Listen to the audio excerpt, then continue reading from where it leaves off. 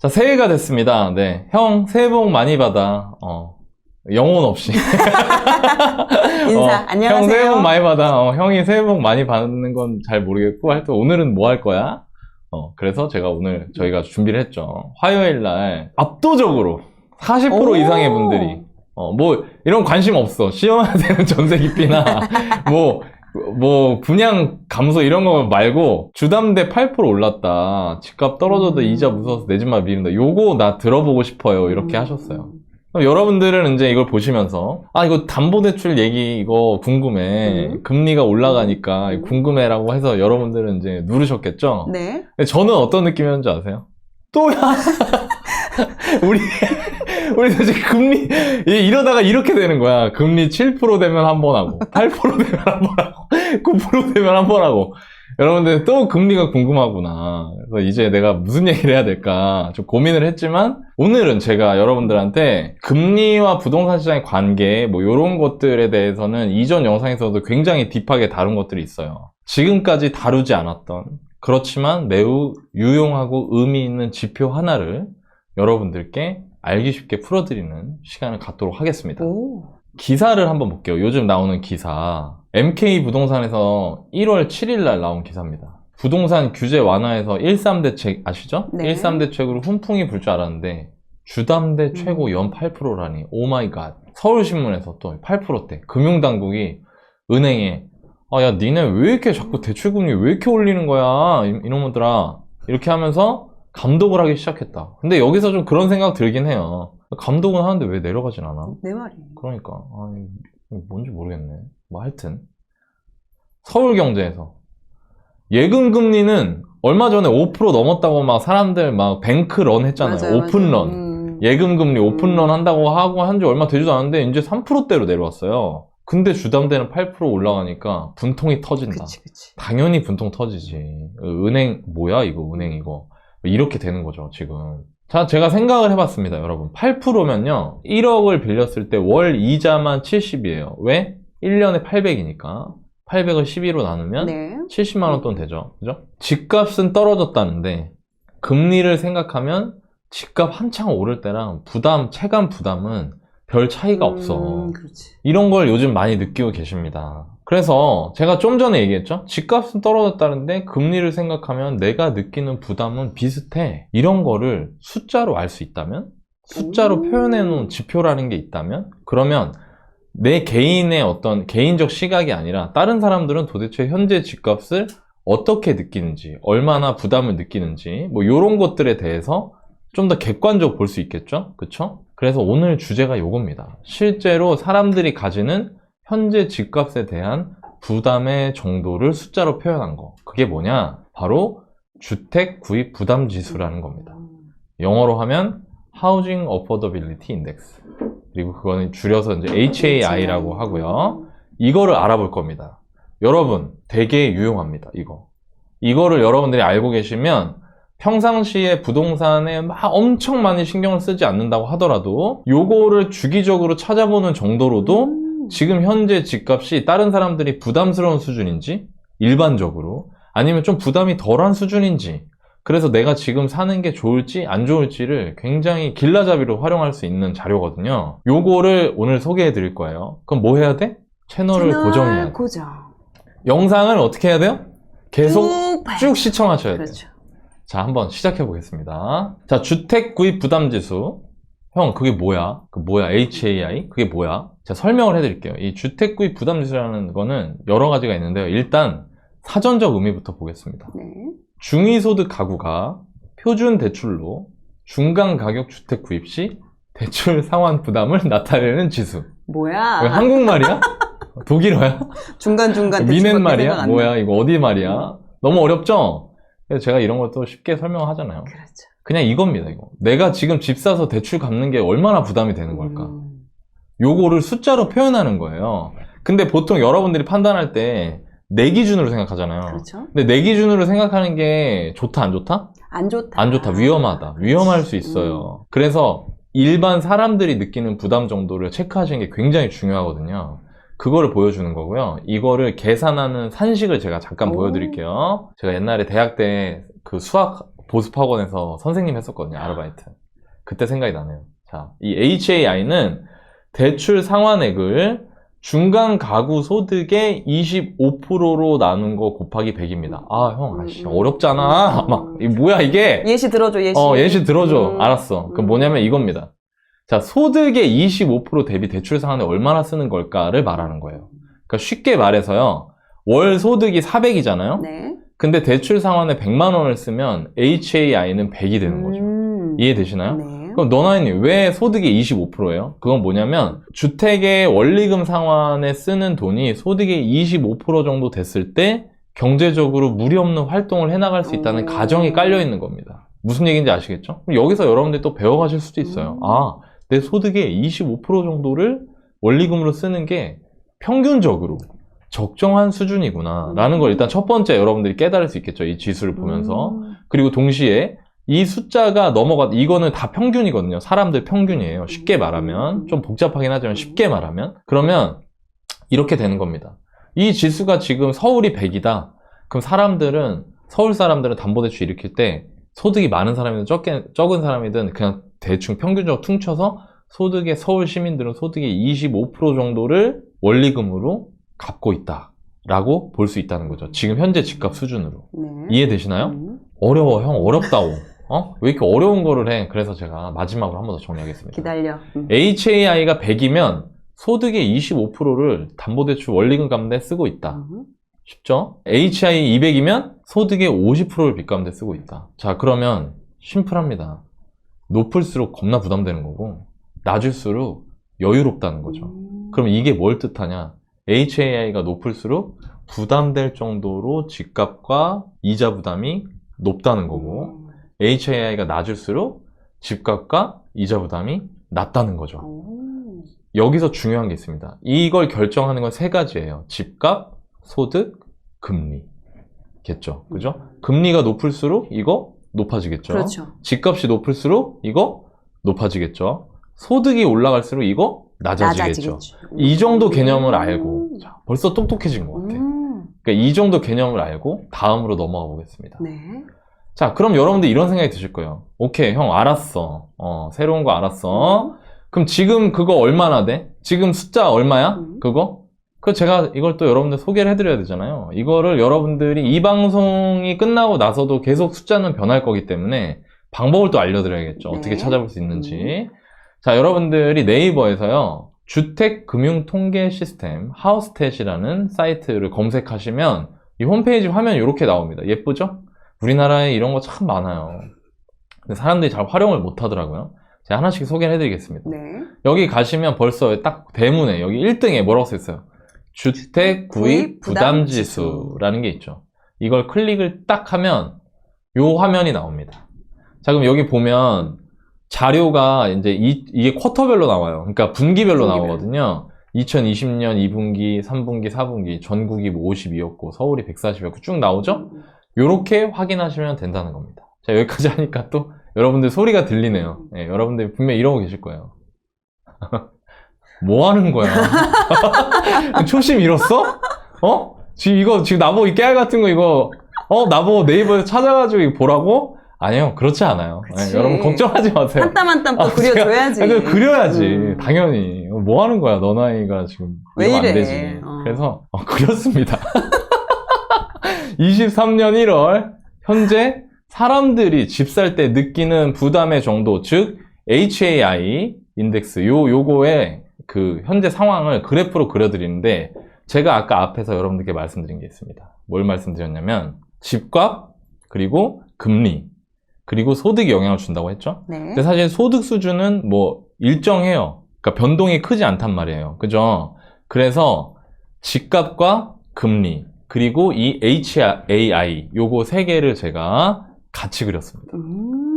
자, 한번 볼게요. 네. 네, 이거는 굉장히 여러분들한테 인사이트를 드릴 수 있으니까 잘 집중하시기 바랍니다. 짠! 자, 나옵니다. 여기 선이 나오죠? 심플하게. 요 빨간색 선이 뭐냐? 매매값입니다. 매매값. 서울 아파트 매매값이에요. 그리고 이 파란색 선이 뭐다? 기준금리입니다. 기준금리. 금리입니다. 금리. 그리고 이 까만색 막대기가 뭐다? HAI. 주택구입 부담지수를 말합니다. 자, 요거 세 개를 제가 각각의 원소스는 어디서 가져왔냐면 HAI는 아까 보여드렸던 하우스텟 그 홈페이지에서 제가 다운받아가지고 그렸고, 레메지스는 KB 부동산에서 받았고, 기준금리는 한국은행에서 가져왔습니다. 자, 이거 세 개를 같이 묶어 놓은 겁니다. 자, 잘 보세요, 여러분. HAI가 이렇게 높을 때 이렇게 높아졌다가 낮아졌다가 다시 이렇게 높아져 있죠. 지금. 네네네. 일단 요걸 보면 여러분들 그렇게 생각이 드실 겁니다. 지금 집값 겁나 부담되는구나. 나만 부담되는 게 아니었네? 사람들한테, 평균적 사람들한테 다 부담이 되는 거였네? 요게 보이실 거예요. 네. 자, 그 상태에서 HAI의 장기 평균을 그려봤습니다. 제가 장기 평균. 뿅! 오. 이 장기 평균은 요 선이에요. 까만색 선. 이 선의 높이는 127입니다. 자, 127이면 대충, 이거 서울 아파트입니다, 여러분. 네. 서울의 HAI입니다. 그럼 127은 뭐다? 아까 우리 해봤잖아. 네네. 100이면 소득의 몇 프로? 25%. 25%. 그럼 127이면 약 소득의 30% 정도를 부담하는 게 서울 시민들의 평균적인 그 원리금 상환 부담이었다는 거예요. 평균이 30%라는 겁니다. 그럼 여기서 여러분들이 또 알아야 될 게 하나 더 나오죠. 아, 30%가 평균이구나. 내가 한 달에 100만 원 버는데 30만 원 원리금 부담으로 쓰는 게 난 너무 많다고 생각했는데, 아, 그게 서울에서 내 집 마련을 하려면 그게 평균이구나. 이거를 일단 감을 잡으셔야 된다 이거예요. 예, 세상의 눈으로 봐야 되니까. 자, 그리고 이왕이면 여러분들 부담 많이 될 때 집 사고 싶어요? 부담이 덜 될 때 사고 싶어요? 덜 될 때요. 그럼 부담 덜 될 때가 언제인지 알아봐야겠죠? 네. 자, 부담 덜 될 때가 화면을 보시면 여기 이 까만색 선으로 제가 그려놓은데, 요 까만 선 아래쪽에 막대 그래프가 위치하는 요 구간입니다. 여기 뭐 일부 넘어가긴 했지만 요 정도까지는 평균에 수렴하니까. 네. 그러면 이 기간이 언제였냐면요, 2011년 1월부터 2019년 12월까지. 공교롭게도 2010년대 들어와서부터는 장기 평균보다 값이 부담 지수가 낮은 곳에 있었다는 거예요. 느낌이 오시나요? 이 시간 동안에는 이제 집을 샀을 때 상대적으로 부담이 덜한 시기였다. 그러면 또 반대로 HAI가 평균보다 높았던 시기를 한번 살펴볼까요? 네. 그 시기는 당연히 요 음영 표시한 데 초록색. 2000년대 중후반, 그리고 최근 한 3년 정도겠죠. 그렇죠. 이때는 평균보다, 장기 평균보다 사람들이 부담을 더 많이 느끼면서 집을 사야만 했던 시기예요. 그럼 이때는 왜 그렇게 부담 지수가 높았냐 봤더니, 아까 제가 얘기했잖아요. 집값과 금리. 집값이 오르면 HAI는 어떻게 된다? 부담은 늘어난다. 커진다. 금리가 오르면 부담은 늘어난다. 커진다. 그럼 보세요, 여러분. 이 앞을 보자 이겁니다. 집값 어떻게 돼요? 오르고 있어요. 금리 어떻게 돼요? 오르고 있어요. 그러니까 이렇게 팍 올라가는 거예요. 그죠? 이 시기에는 굉장히 부담스러운 시기였다는 거죠. 그에 비해 소득은 또 별로 안 늘었으니까. 소득이 늘어나는 속도는 이거보다는 좀 낮았겠죠. 여기 볼까요? 여기 보면 금리는 어때요? 낮았어요. 금리는 낮았지만 집값은 엄청 올랐죠. 네. 그러니까 이것도 엄청 올랐죠. 반대로 지금은 어때요? 집값이 꺾이고 있어요. 꺾이고 있는데 금리가 어떻게 돼? 마구 오르고 있어요. 그러니까 이게 올라가는 거예요. 그러니까 정리하면 이때는 집값과 금리가 모두 많이 올라갔던 시기였고요. 그때 165 정도가 이제 피크를 찍었었고, 이때는 집값은 오르지만 금리는 낮은 수준, 그리고 내려왔지만 집값이 올라서 올랐고, 또 반대로 이때는 집값이 내리면서 금리가 너무 많이 오르니까 올랐다. 그리고 지금 이게 역사상 최고 수치입니다. 214.6입니다. 지금 현재. 그러니까 굉장히 부담스러운 상황인 거죠. 느낌이 오시나요? 네네. 자, 정리해 볼게요. 매수 최저기 HAI가 평균이 안 됐던 시기의 특징은 뭐냐면 주택 가격이 낮은 수준이었어요. 자, 여러분 이거 보세요. 이 빨간색 선이 주택 가격이죠. 네. 여기가 이제 꼭지였고 2008년 금융위기 때. 그리고 나서 점점 약보합하다가 쭉 이제 내려오잖아요. 네. 집값이 내려왔단 말이에요. 그러니까 장기간 하락기에서 완만한 회복기까지가 매수하기에 진짜 좋은 시기였다는 거예요. 이거를 여러분들이 이것만 알아도 집값이 떨어지다가 오랫동안 침체가 오다가 회복을 하기 시작하면 그때 여러분들이 이거 설마 그때 너나이님이 얘기해줬던 HAI 장기 평균보다 낮은 구간 아닐까? 그러면서 이거를 또 한번 다운받아서 이렇게 보면 어때요? 지금이 내가 살 수 있는 시기라는 거에 대해서 조금 더 용기를 내는데 도움을 줄 수 있다는 거죠. 그리고 또 하나 조건이 금리가 어때요? 계속해서 떨어지고 있었네요. 계속 내려오죠. 그죠? 금리가 지속적으로 인하됐다는 겁니다. 그러니까 이 두 가지 구간이 겹친다. 그럼 여러분들이 어떻게 생각할 수 있다? 내 집 마련 적기다. 해볼 수 있겠다. 이렇게 생각하시면 된다는 거죠. 또 반대로 그러니까 무리해서 집 사면 안 되는 시기. 저는 집은 필요하면 사야 된다는 생각을 하고 있습니다. 그치만 영끌은 절대 안 된다고 제가 얘기했잖아요. 네. 영끌하면 절대 안 되는 시기의 특징은 뭐냐?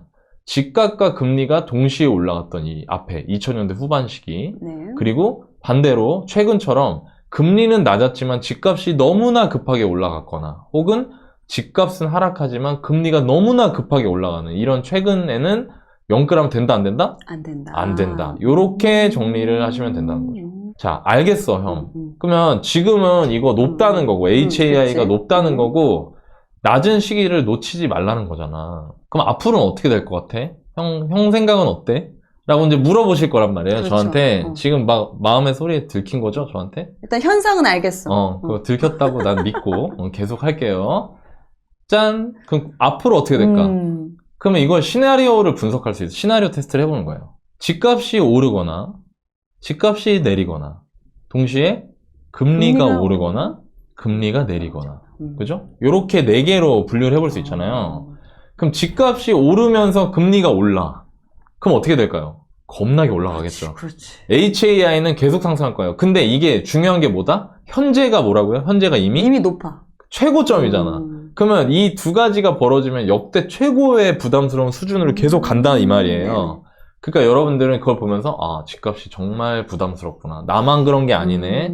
모든 사람들이 다 부담스러워지는 시기로 가고 있네라고 판단할 수 있겠죠. 두 번째, 집값은 올라가지만 금리가 만약에 떨어진다면 그러면 저는 이렇게 생각합니다. 금리가 떨어져도요, 집값 자체가 올라가면 여전히 높은 수준일 거라고 생각해요. 왜냐면 지금 최고점이니까. 무슨 얘기인지 아시죠? 반대로 집값이 하락하면서 금리가 올라간다. 이것도 비슷하지 않을까요? 하나는 내려가지만 하나는 올라가니까 부담을 느끼는 데는 여전히 그쵸. 지금 현재 수준이니까 현재가 워낙 높은 수준이니까 부담은 여전할 것이다. 반대로 둘 다 떨어진다. 그럼 HAI가 어떻게 된다? 급속도로 낮아질 거예요. 언제처럼? 2010년대 초반처럼. 그럼 여러분들이 집값과 금리가 둘 다 떨어진다 라고 하면 제가 이 얘기를 왜 하냐면요.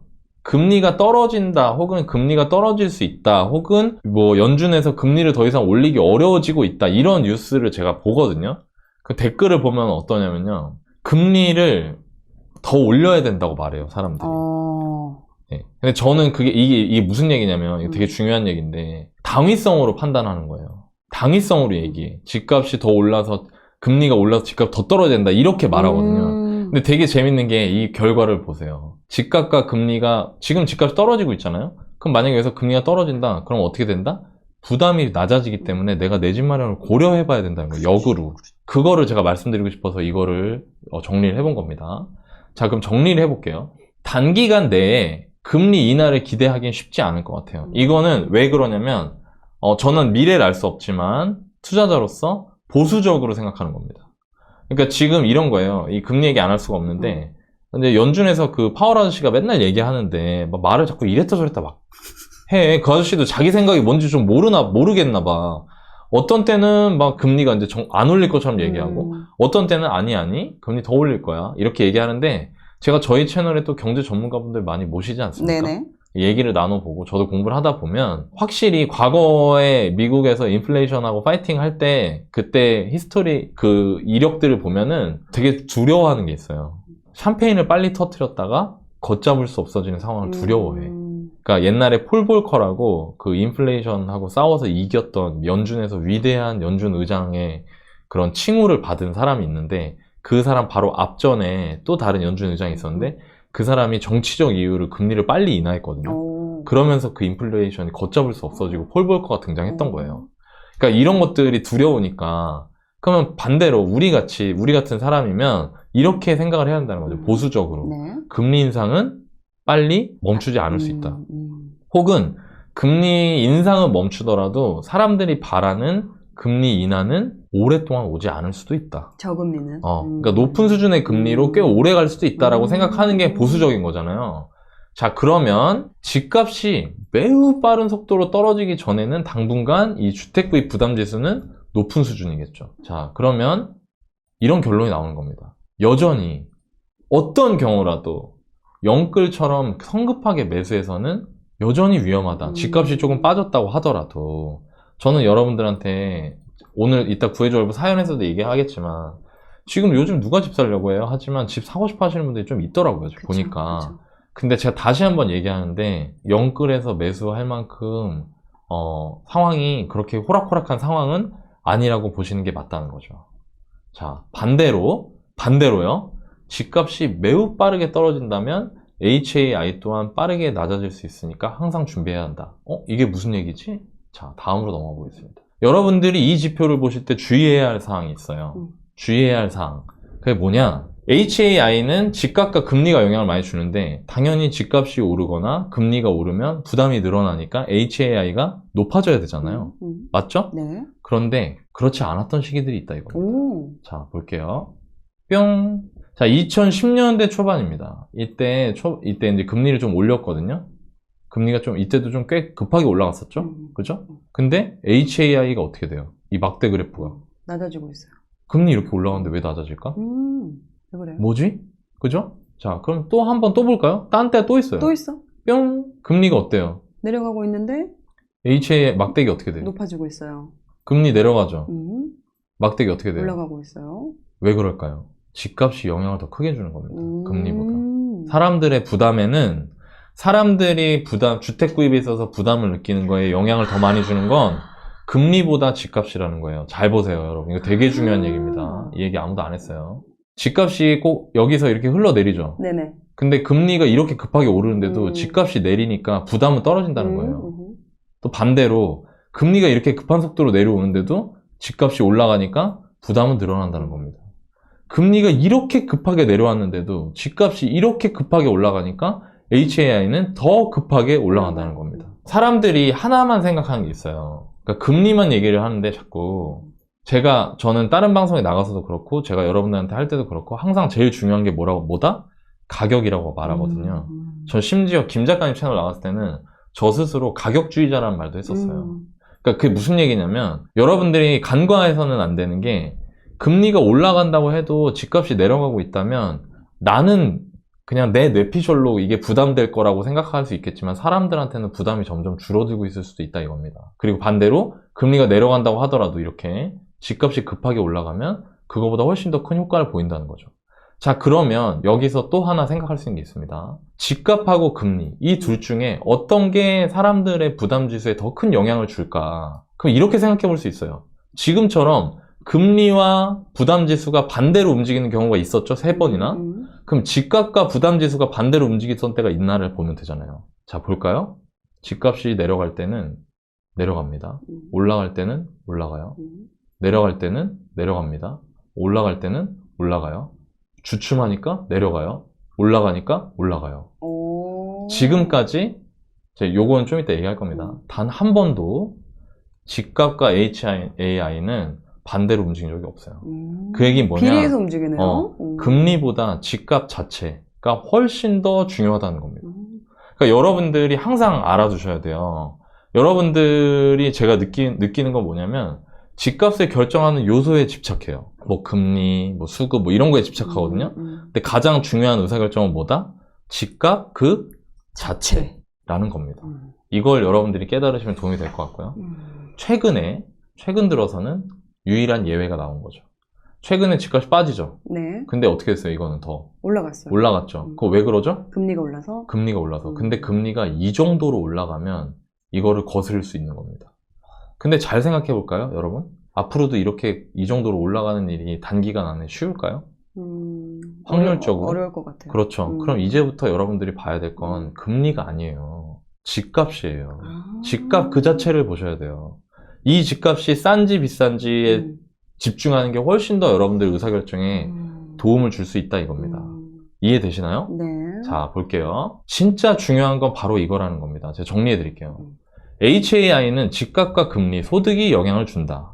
HAI는 금리가 높아지면 상방 압력, 낮아지면 하방 압력을 받는다. 그러나 금리가 높아짐에도 HAI가 낮아지거나 반대로 금리가 낮아짐에도 HAI가 높아질 때가 있었다. 제가 좀 전에 보여드렸죠. 음영으로. 주택 구입에 느끼는 부담의 정도를 결정하는 것에 있어서 더 지배적인 요인은 집값 그 자체. 죄송합니다. 좋아, 좋아. 한번 해보고 싶었어요. 좋아, 좋아. 네. 집값 그 자체라는 겁니다. 여러분들이 절대 잊어서는 안 되는 건 첫 번째.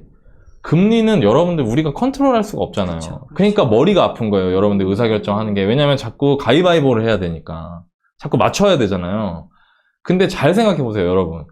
집 살 때 담보대출 어떻게 해요? 받아요. 몇 년치로? 뭐 30년 그럼 봐봐요. 30년 동안 여러분 금리 인상기 안 올까요? 오겠죠? 그러니까. 아니, 어차피 만나는 거예요, 금리 인상기는.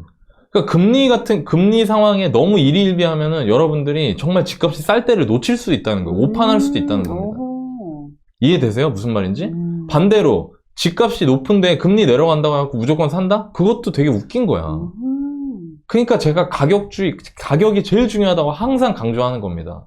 그래서 세 번째, 집값 그 자체가 더 중요하다. 이거를 절대 잊어서는 안 된다는 겁니다. 네네네. 여러분 이거 되게 중요한 거예요. 네. 아, 예, 저 지금 얼굴이 약간 빨개졌습니다. 민망해서. 네. 자, 정리할게요. 매수 여부 의사결정에는 금리의 수준보다 집값이 감당 가능한 범주냐 아니냐가 훨씬 더 중요하다는 겁니다. 자, 그러면 너나이님, 여러분들 이제 이런 생각을 하실 거예요. 너나이님, 그러면 집값이 싼지 비싼지 맞아요. 어떻게 알아볼 수 있나요? 왜냐면 항상 집값은 우리 항상 비싸다고 생각이 들었거든요. 그렇죠. 근데 이것도 내 기준으로 생각하지 말고 남의 기준으로 봐야 된다고. 평균적으로 사람들이 집값이 싼지 비싼지를 알아보는 뭔가 지표가 있으면 도움이 되지 않을까요? 될 것 같아요. 그 지표가 네, 뭐냐면 PIR이라는 겁니다. 아, 또 새로운 용어가 또 네, 등장을 Price 합니다. to Income Ratio.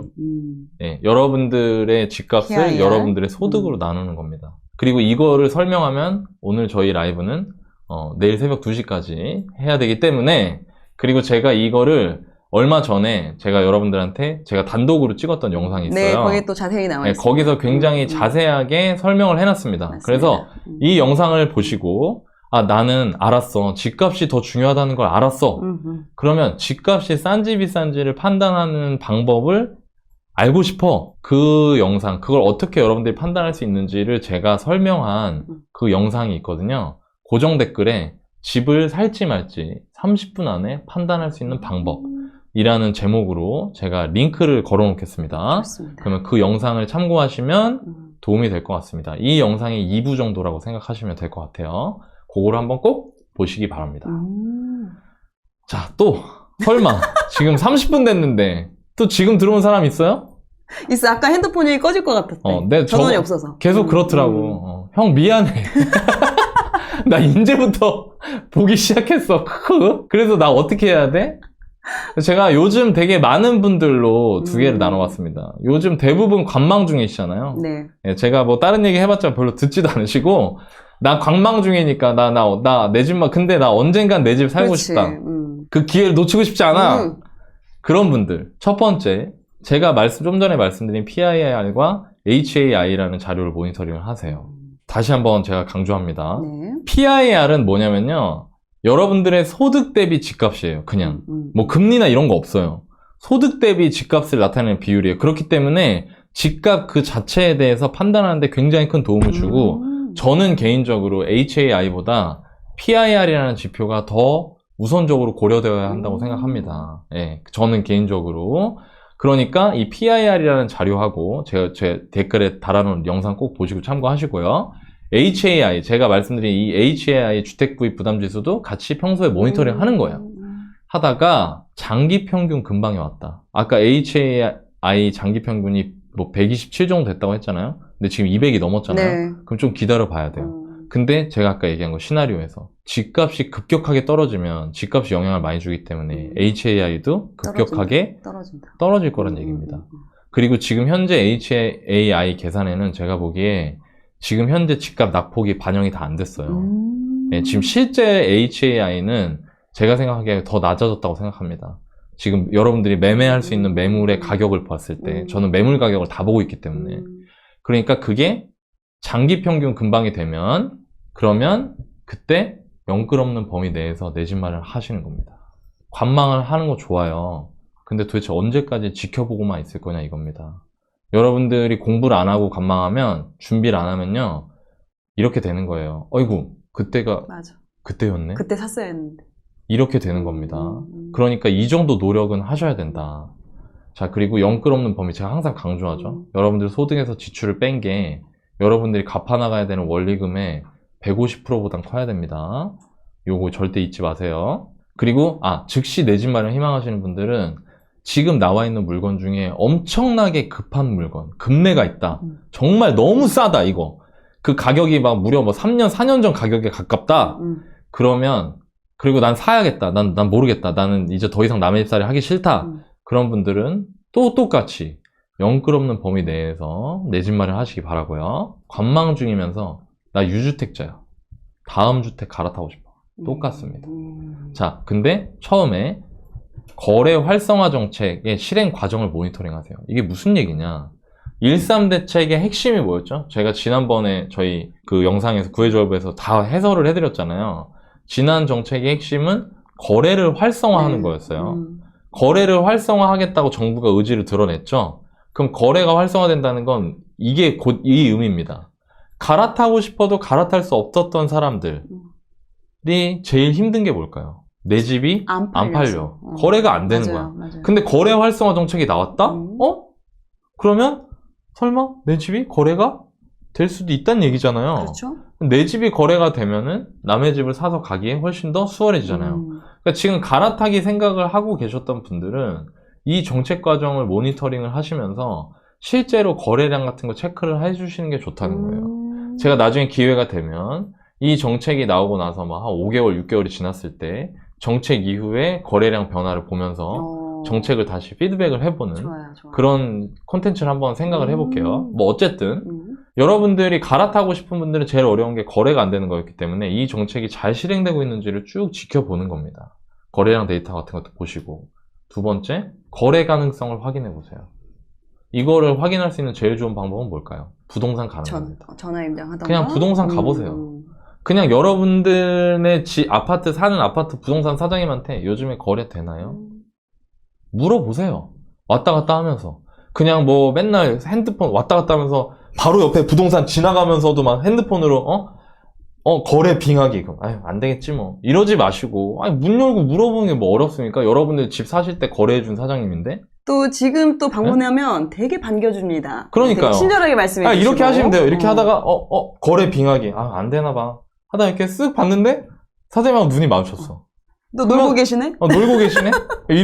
사장님 이러고. 그러면 제가, 사장님들, 알지. 사장님, 이렇게 무료하실 때 항상 턱 깨고 이렇게. 마우스로 인터넷 하면서, 아유, 이놈의 지금 손님이 안 돌아가지고. 아유, 이거 짜증나 죽겠네. 이거 임대료 내야 되는데. 막 이러고 있을 때, 여러분이 문을 싹 열고 들어가시는 거예요. 오케이, 하죠. 사장님. 사장님, 안녕하세요. 잘 지냈어요? 네. 웬일이에요? 네, 저희 집 요즘에 거래 되나요? 아유, 요즘에 거래 안 돼 죽겠어. 우리 굶어 죽겠어. 아유, 어떻게 하면 좋아. 네, 그럼 알겠습니다. 그럼 다음에 올게요. 혹시나 거래가 좀 돌면 저한테 연락 한번 주실 수 있을까요? 왜? 그냥요. 제가 관심이 좀 생겨가지고요. 집을 뭐 팔 수도 있고. 그럼, 집 팔려고? 그러면 내가 손님 생기면 연락 한번 할게요. 요런 식으로.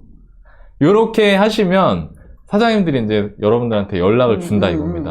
혹시 손님이 돌면 지금 집 팔 생각 없어요? 이런 식으로 연락을 한다는 거죠. 그러면서 거래 가능성을 수시로 확인을 하시고 마찬가지로 영끌 없는 범위 내에서 갈아타시는 겁니다. 소득에서 지출을 뺀 게 원리금의 150%가 넘어야 된다. 이 왜 그러냐면은 이런 거예요.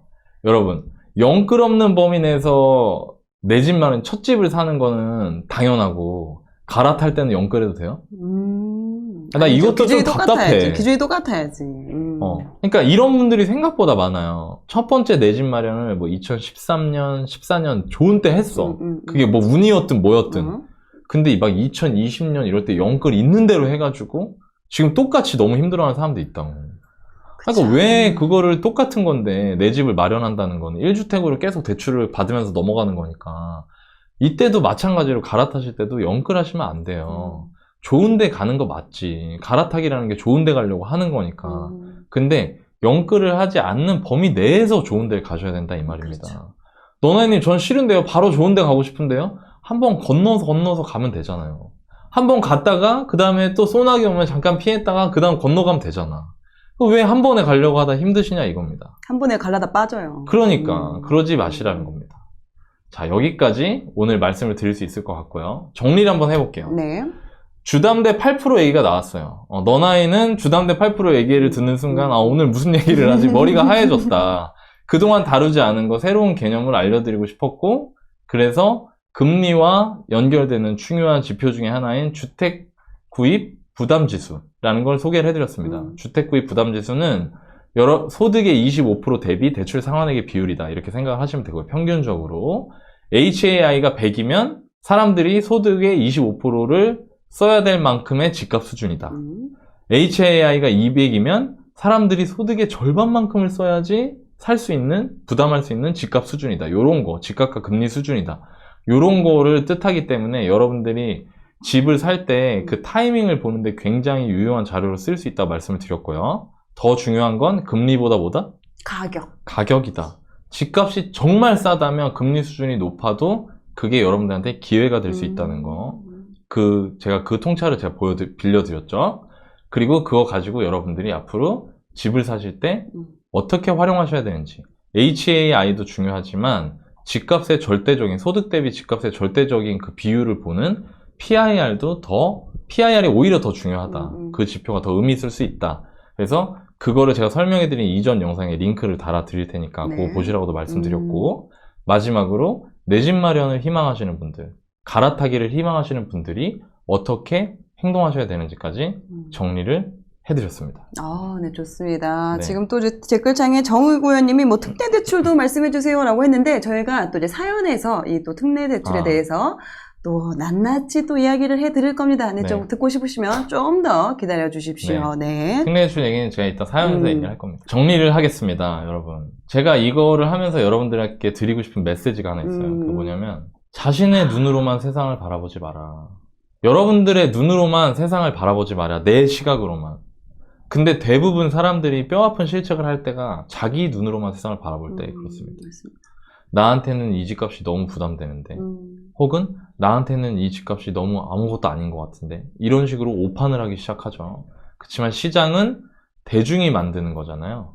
대중이 만들어가는 시장이기 때문에 다른 사람들이 어떻게 시장을 보고 있는지, 집값을 어떻게 보고 있는지를 알아채시는 게 되게 중요해요.